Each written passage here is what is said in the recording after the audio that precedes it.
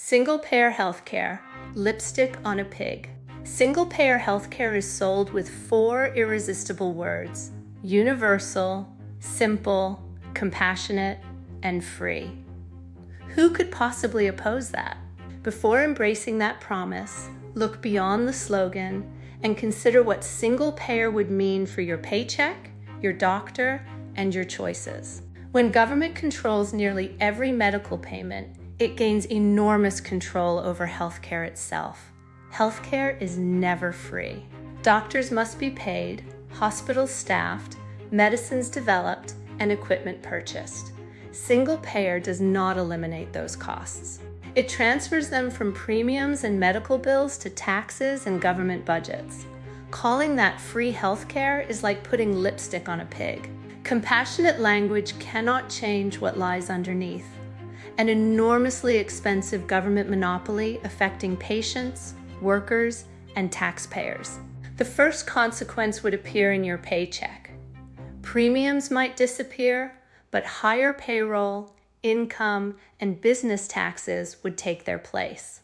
Workers whose employers now pay most of their premiums could see a serious reduction in take-home pay. A nationwide system requires a vast source of revenue. Changing the word premium to tax does not make the cost disappear. The Congressional Budget Office estimated subsidies would rise by trillions. If costs exceed projections, Washington must raise taxes, cut benefits, reduce provider payments, increase debt, or restrict access. Every healthcare promise would depend upon the federal budget. A national payer would set prices for appointments, hospital care, and surgery. A national payer would set prices for prescriptions, tests, and procedures. Government would decide which services and medicines are covered. Government would decide whether a treatment is sufficiently cost-effective. A therapy could be recommended by your doctor, yet restricted or delayed. Whoever controls the money controls the system. Universal coverage does not guarantee timely care.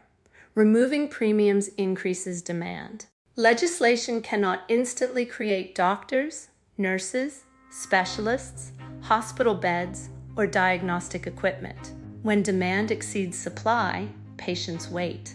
The OECD reported in 2025 that more than 10% of patients in Canada and the United Kingdom had waited longer than a year for a specialist appointment. Urgent cases are prioritized, but 1 year is an eternity when someone is living with pain, losing mobility, fearing cancer, or waiting for answers. A condition does not become harmless because its treatment is labeled elective. Rationing happens quietly through waiting lists and capped budgets. Rationing happens through drug formularies, reimbursement ceilings, and bureaucratic approvals. Replacing current flaws with centralized rationing is not automatically progress. America's current system is flawed and often rations care through price and insurance restrictions. But centralized rationing through government budgets would be much worse. Many projected savings also depend on paying doctors and hospitals less. Yet providers must still cover salaries, utilities, technology, and equipment. If reimbursement is too low, they may cut staff, close departments, or leave medicine. Rural hospitals and independent practices would be especially vulnerable. Patient choice could shrink as well.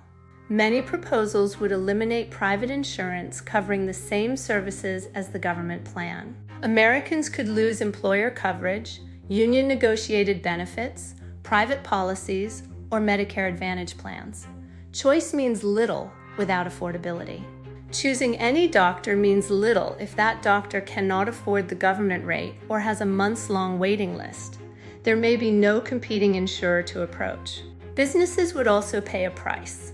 Employers face payroll taxes or mandatory assessments.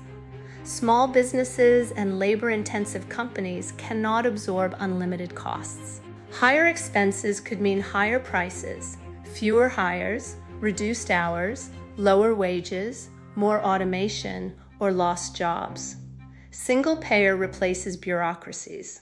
Single payer replaces multiple insurance bureaucracies with one enormous federal monopoly handling claims, rates, appeals, and medical necessity. The bureaucrat would not disappear. The bureaucrat's address would simply change. Centralization also magnifies mistakes. A cyber attack, computer failure, flawed regulation, or political directive could affect the entire country. Rules change whenever power changes in Washington. America's healthcare system needs reform. No family should be destroyed by illness. We should protect people with pre-existing conditions and expand access. We should increase transparency, reduce waste, strengthen competition, and preserve a safety net. But compassion does not require a government monopoly. An insurance card is worthless when no doctor is available.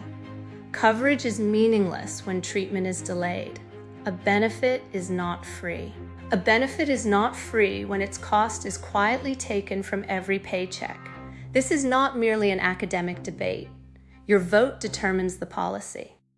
Many Democratic candidates support single-payer insurance and want to move America toward a government-controlled system. Your vote determines the future. Before voting, examine the plans. Ask who pays, how much taxes will rise, whether you keep your private coverage, and how hospitals will survive. Do not vote for a slogan. Vote for consequences.